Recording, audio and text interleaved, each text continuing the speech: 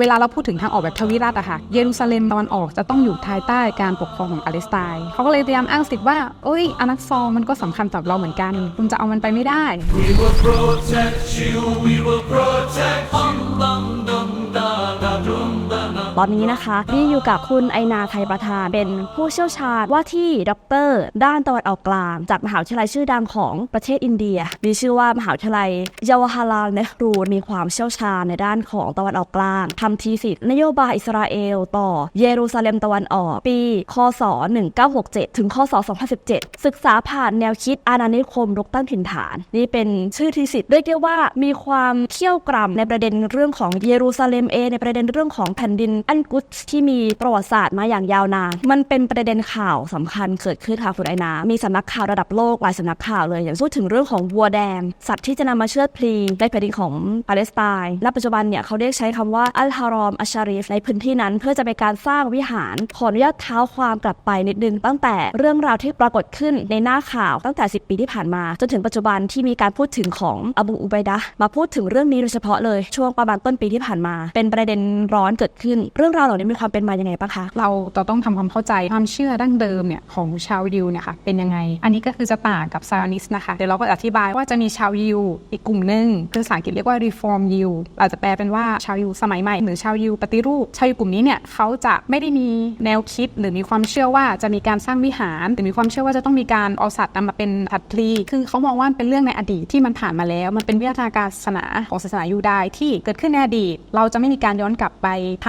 ำการปฏิบัติเช่นนี้อีกในปัจจุบันสิ่งที่จะพูดวันนี้เนี่ยก็คือเป็นความเชื่อของชาวยิวแบบดั้งเดิมเป็นชาวยิวออร์โธดอกซ์ทีนี้ตามหลักความเชื่อของชาวยิวเนี่ยเขาก็เชื่อว่ามีวิหารโซโลมอนวิหารโซโลมอนที่1วิหารโซโลมอนที่2วิหารโซโลมอนที่2เนี่ยก็ถูกทำลายลงไปแล้วโดยโรมันก่อนที่ชาวยิวจะเข้าไปในวิหารโซโลมอนได้เนี่ยจะต้องมีร่างกายที่บริสุทธิ์แล้วร่างกายไม่บริสุทธิ์คืออะไรการที่เราเนี่ยไปสัมผัสคนตายหรืออยู่ในบ้านที่มีคนเสียชีวิตเขาก็เลยอนุมานว่าฉะนั้นก็คือไม่มีใครบริสุทธิ์เลยทำตัวให้บริสุทธิ์ต้องทำยังไงจะต้องเชือดวัวแดงเป็นวัวที่แดง 100% ไม่มีคนอื่นมาแซมเลยพอเชือดเสร็จก็จะเผาวัวแล้วก็เอาขี้เถ้าเนี่ยมาผสมกับน้ำทีนี้ก็จะกลายเป็นน้ำมนต์แล้วก็จะไม่ถึงกับชำระล้างเหมือนพรมบนตัวอะไรอย่างเงี้ยก็ถือว่าบริสุทธิ์แล้วคุณก็จะเข้าวิหารได้แต่ทีนี้ในเมื่อวิหารถูกทำลายไปแล้วเนี่ยชาวยิวก็ไม่สามารถที่จะค้นพบหรือเจอวัวแดงในลักษณะที่ถูกต้องตามหลักของคัมภีร์ของเขาเนี่ยได้อีกเลยและอีกอย่างก็คือพอวิหารถูกทำลายลงแล้วเนี่ยที่ตั้งแน่ชัดก็ไม่ค่อยชัดเจนว่าอยู่ตรงไหนกันแน่ทางของแรบายหรือนักปราชญ์ชาวยิวก็เลยมีคำชี้ขาดหรือว่าเป็นคำฟัตวาในเมื่อเราไม่รู้ว่าวิหารตั้งอยู่ตรงไหนแล้วเราก็ไม่มีวัวแดงที่จะชำระให้เราบริสุทธิ์ได้เนี่ยเราก็ไม่ควรที่จะเข้าไปปล่อยให้เป็นหน้าที่ของมัสยะหรืออันมาซีลงมาบนโลกเนี่ยณเวลานั้นเราจะเจอวัวแดงแล้วก็จะมีการเชิดวัวโดยอันมาซีทีนี้ชาวยิวจะไม่ต้องทำอะไรเลยเป็นคำฟัตวาหรือคำชี้ขาดของชาวยิวที่มีการปฏิบัติมาอย่างยาวนาน 2,000 ปีก่อนจะเกิดขบวนการซาออนิสต์แล้วมันเกิดอะไรขึ้นเหตุผลที่เขาอยากที่จะสร้างประเด็นเรื่องวัวแดงนี้ขึ้นมาทราบมาว่าเขาได้มีการพยายามโคลนนิ่งในการนำไปเลี้ยงที่เท็กซัสจนแบบได้วัวที่มันสมบูรณ์แบบมาแล้วแนวคิดของกลุ่มซาออนิสต์กลุ่มนี้ค่ะมันเกิดมาจากอะไรทำไมถึงได้อยากทำเรื่องนี้ขึ้นมาขบวนการซาออนิสต์เกิดขึ้นในช่วงก่อนสงครามโลกแล้วในช่วงแรกๆที่ก่อนจะเป็นรัฐอิสราเอลเนี่ยปาเลสไตน์ก็อยู่ภายใต้อานัตของอังกฤษก็มีการแต่งตั้งแรบายแห่งอิสราเอลคนแรกแรบายก็ยังยึดคำฟัตวาเดิมของแรบายในอดีตเราไม่สามารถเข้าไปในวิหารได้ซาออนิสต์ที่อยู่ในปาเลสไตน์ตอนนั้นเนี่ยก็จะไปสวดมนต์ที่กำแพงร้องไห้หรือกำแพงอันบุรอเขาก็จะสวดมนต์ตรงนั้นแล้วก็แทบจะไม่มีการอ้างสิทธิ์เหนือมัสยิดอัลอักซอเลยจนกระทั่งปี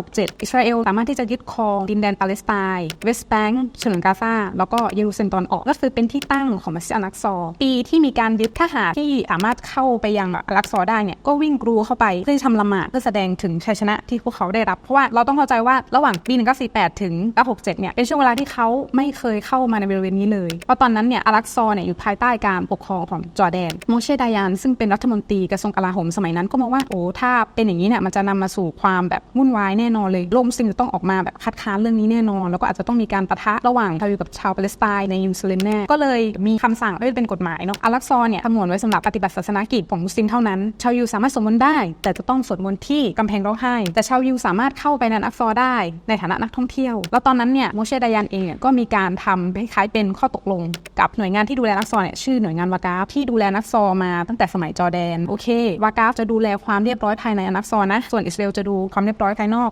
รอบๆอัลอักซอในปีนั้นแรบบาของอิสราเอลมีคำพัตวานอีกครั้งหนึ่งนะชาวยิวไม่สามารถที่จะเข้าไปไม่ต้องพูดถึงการเข้าไปสวดมนต์นะคะไม่จะเข้าไปในตัวมัสยิดอัลอักซอเนี่ยเข้าไม่ได้เลยแล้วก็ประตูอันมักรอบีเนี่ยค่ะจะมีป้ายเขียนไว้เลยว่าชาวยิวเนี่ยไม่สามารถเข้าไปยังอัลอักซอได้ตามคัมภีร์เตารอเพราะว่าความศักดิ์สิทธิ์ของมันยังมีอยู่ทุกวันนี้ก็ยังติดอยู่แล้วก็ณวันนี้นะแรบบาเองก็ยังยึดตามคำฟัตวานี้อยู่ก็จะเห็นแล้วว่าอ๋อจริงๆแล้วเนี่ยมันมีโครงสร้างที่มันแคร็กกันอยู่ระหว่างยิวดั้งเดิมที่มีความเชื่อยึดตามคัมภีร์ดั้งเดิมกับยิวที่มีความอิงในเรื่องของการล่าในนิคมแบบนี้ไหมคะตกลงว่าประเด็นของวัวแดงที่ถูกหยิบมาในศตวรรษนี้มันกลายเป็นเรื่องของความเชื่อดั้งเดิมหรือว่าทางด้านการล่าในนิคมการยึดครองกันแน่ค่ะในมุมของนักการเมืองอัลอักซอเนี่ยถ้าสำหรับมุสลิมหรือสำหรับชาวปาเลสไตน์มันถึงเป็นม่อมปราการสุดท้ายก็คือพื้นที่ทั้งหมดเนี่ยถูกยึดครองโดยซานิสหมดแล้วมีอัลอักซอที่เดียวที่มุสลิมยังมีอำนาจจัดการภายในอยู่ถึงมีอำนาจไม่ทั้งหมดแต่ยังมีอยู่แต่สาวซานิสนี่คือที่เดียวที่เขายังไม่สามารถมีอำนาจเบ็ดเสร็จได้เขามีอำนาจเบ็ดเสร็จนะคะในพื้นที่ระหว่างแม่น้ำจอร์แดนถึงทะเลเมดิเตอร์เรเนียนเนี่ยเขาต้องการที่จะครอบครอง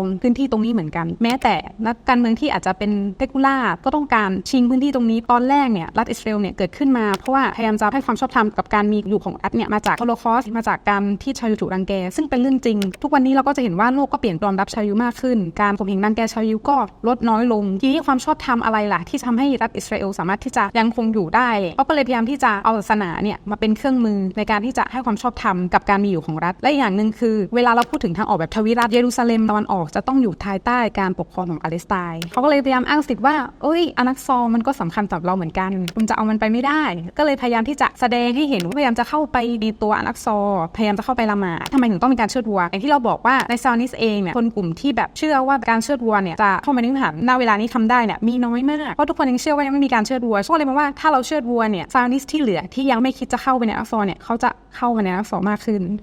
แต่